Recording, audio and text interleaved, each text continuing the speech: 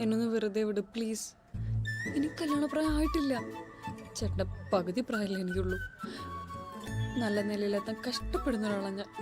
എന്നെ ജീവിക്കാൻ അനുവദിക്കണം.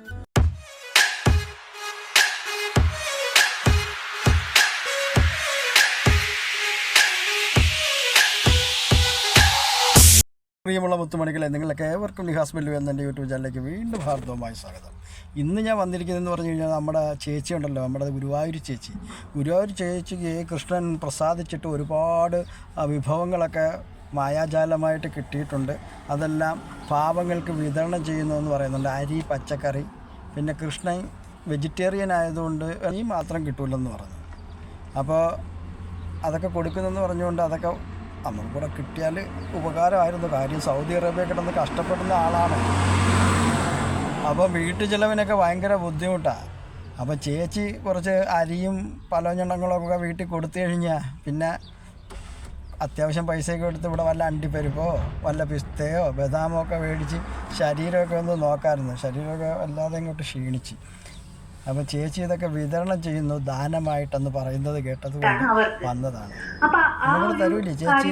ഞാൻ അവർക്കൊരു താങ്ങായിട്ട് നിൽക്കിയ പോലും പറഞ്ഞോട്ടെ, കുടുംബം പുലർത്താൻ വേണ്ടിട്ടല്ലോ, ഇത് അന്നം മേടിക്കാൻ വേണ്ടിട്ടല്ലേ. പാവണ്ടാവും, ജീവിച്ചു പോക്കോട്ടെ.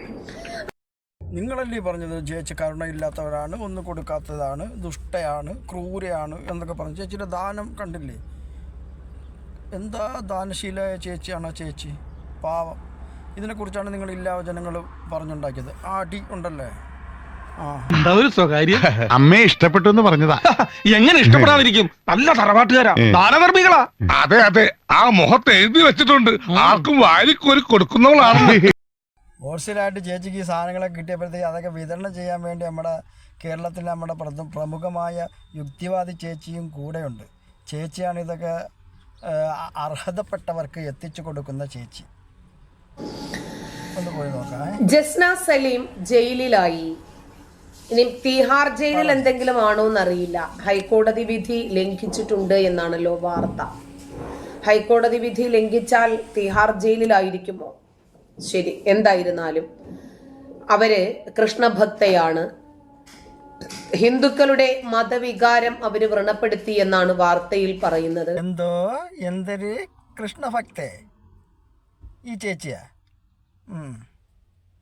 എല്ലാരും പറയുന്നുണ്ട്. ധർമ്മേന്ദ്രയുടെ ചില സമയത്ത് തമാശ കേട്ട ചിരിച്ചിരിച്ച് കഷത്തിൽ നീര് വീഴും. എന്തോ ചേച്ചി ഒരു മൗനം കേട്ടപ്പോഴത്തേക്ക് ചേച്ചി എന്താ ഒന്നും മിണ്ടാത്തേ? ഓഹോ, ചേച്ചി ഖുർആനും ഹദീസും മുഹമ്മദ് നബിയൊക്കെ എടുത്തിട്ട് 5-6 കാശുണ്ടാക്കിയതാണല്ലോ ചേച്ചി യൂട്യൂബിൽ. നിങ്ങളിത് കാണുവിൻ, നിങ്ങളിത് കേൾക്കുവിൻ, മുസ്ലിങ്ങൾ അങ്ങനെ ചെയ്തത് കണ്ടില്ലേ, ഇങ്ങനെ ചെയ്തത് കണ്ടില്ലേ എന്നൊക്കെ പറഞ്ഞ് ഒരുപാട് കാശ് മേടിച്ച ചേച്ചിയല്ലേ അത്? അതായിരിക്കും ചേച്ചി മിണ്ടാത്തല്ലേ? കൊച്ചു കള്ളി. എന്നാലും ഒന്ന് ചെറുതായിട്ടെങ്കിലും ഒന്ന് മിണ്ടായിരുന്നു. എന്താ പേര്? നീലാംബരി. നല്ല പേര്. അതെ, എന്ത് ചെയ്യുന്നു? അമ്മയെ സഹായിക്കുന്നു. അല്ല, ആ വാർത്തക്കകത്തെ ഹൈക്കോടതി വിധി ലംഘിച്ചു എന്നൊക്കെ പറയുന്നുണ്ടല്ലോ, എന്താണ് ആ സംഭവം എന്നൊന്ന് പറയാമോ? അത് സംഭവം എന്താ വെച്ചാല്, ഞാൻ ഹരേ കൃഷ്ണ ജപമാല കെട്ടിയിട്ടുണ്ടായിരുന്നു.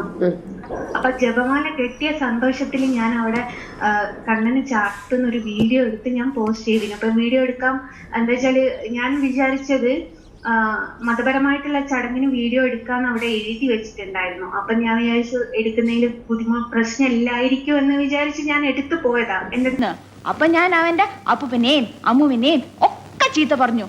അവൻ പോലീസിനെ വിളിക്കുന്നു പറഞ്ഞപ്പോ ദാ അവിടെ ഇരിക്കുന്ന പൂച്ചട്ടി എടുത്ത് അവന്റെ തലയിൽ ഒറ്റ അടി വെച്ചു കൊടുത്തു. അവനെ ആസ്പത്രി കൊണ്ടുപോയി. ഞാൻ വേറെ ഒന്നും ചെയ്തില്ല, ഇത്രേ ചെയ്തുള്ളൂ. തെറ്റാണത്. അപ്പൊ ഞാൻ അത് പോസ്റ്റ് ചെയ്തു. അപ്പൊ അത്രേ ഞാൻ ചെയ്തു. ഞാൻ വേറെ അവിടെ ആർക്കും ഒരു ബുദ്ധിമുട്ടും ഉണ്ടാക്കിയില്ല. ഞാൻ ആ മാല ചാർത്തിയിട്ട് ഞാൻ പ്രാർത്ഥിച്ച് ഞാൻ ഇങ്ങ് പോരുകയും ചെയ്തിട്ടുണ്ട്. അപ്പൊ അത് വളച്ചൊടിച്ച് ഞാൻ തീവ്രവാദിയായി, അത്രേ ഉള്ളൂ.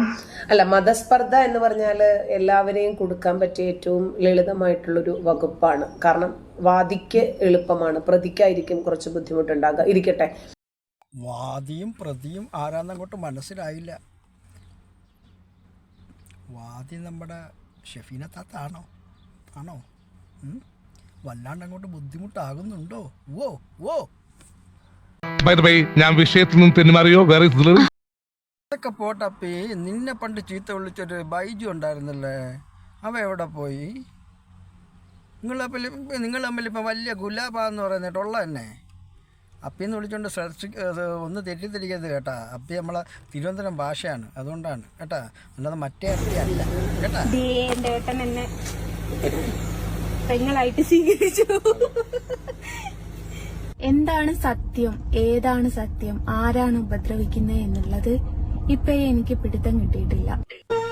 ഈ സ്നേഹം മാത്രം മതി എനിക്ക്. ഈ കല്യാണം നമ്മൾ ഉറപ്പിച്ചിരിക്കുന്നു. ഇപ്പം നിങ്ങൾ തമ്മിലങ്ങ് ദോസ്തായല്ലേ. പണ്ടൊക്കെ നിങ്ങൾ ഭയങ്കര ഇതായിരുന്നല്ലോ. ബൈജു അണ്ണൻ ചീത്ത വിളിക്കുന്നത് കാണണോ, ഗുരുവായൂരോട്ട് കയറിപ്പോകരുതെന്ന് പറയുന്നത് കേൾക്കണോ, എന്തൊക്കെ ആയിരുന്നു പുകില്.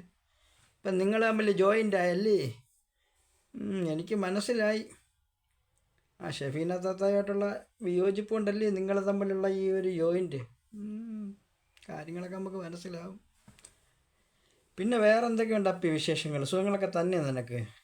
അപ്പോൾ നിന്നെക്കുറിച്ച് വേറെ ആരൊക്കെയോ എന്തൊക്കെയോ പറയുന്നുണ്ട്, അതുകൂടെ നമുക്കൊന്ന് കേട്ടിട്ട് വരാം. സ്വയം ബോധ്യം വരുമ്പോൾ ആ ആളെ നന്നാവാൻ വേണ്ടിയാണ് ചെയ്യേണ്ടത്, അല്ലാതെ കുറ്റപ്പെടുത്താൻ വീണ്ടും വീണ്ടും വരികയല്ല ചെയ്യേണ്ടത്. ഞാൻ എന്ത് ചെയ്താലും നിങ്ങളുടെയൊക്കെ കണ്ണിൽ തെറ്റായിരിക്കും, പക്ഷെ എൻ്റെ മുമ്പിൽ ഒരു ശരിയുണ്ട്.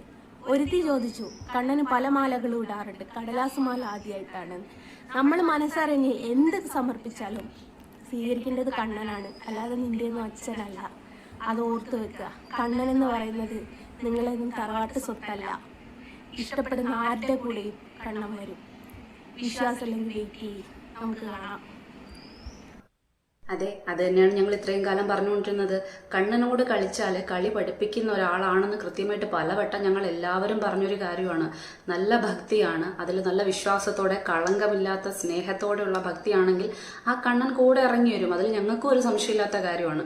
പക്ഷെ കണ്ണനോട് കളിച്ചു കഴിഞ്ഞാൽ കൃത്യമായിട്ട് ഭക്തി, കപടഭക്തി കാണിച്ചുകൊണ്ട് അത് ബിസിനസ്സാക്കി മാറ്റിക്കൊണ്ട് ആൾക്കാരെ പറ്റിച്ച് തിന്നാൻ നോക്കി കഴിഞ്ഞു കഴിഞ്ഞാൽ ആ കണ്ണൻ നിന്നെ കൃത്യമായിട്ട് കളി പഠിപ്പിക്കുമെന്ന് ഞങ്ങൾക്കൊക്കെ അറിയുന്ന ഒരു കാര്യമാണ്. അത് തന്നെ നിന്നോട് പറഞ്ഞുകൊണ്ടിരുന്ന കളി വേണ്ട, നീ കളിക്കുന്നത് തീക്കനൽ കൊണ്ടാണെന്നുള്ളത്. അതിന് കൃത്യമായിട്ടുള്ള മറുപടി നീ തന്നെ ചോദിച്ച് വാങ്ങിക്കുകയും ചെയ്തല്ലോ.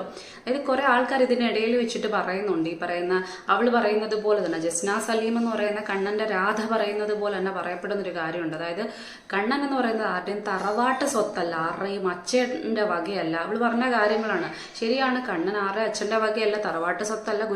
അപ്പോൾ പൊന്നുമോളെ ഇത്രയേ ഉള്ളൂ. ഈ സ്ത്രീ പറഞ്ഞതുപോലെ നിൻ്റെ ഈ കപട നാട്യം നല്ലവരായ ഹിന്ദുക്കൾക്ക് മനസ്സിലായി, അതുപോലെ തന്നെ മുസ്ലിങ്ങൾക്ക് മനസ്സിലായി, ഈ കേരളത്തിലെ ജനതയ്ക്ക് മുഴുവൻ മനസ്സിലായി.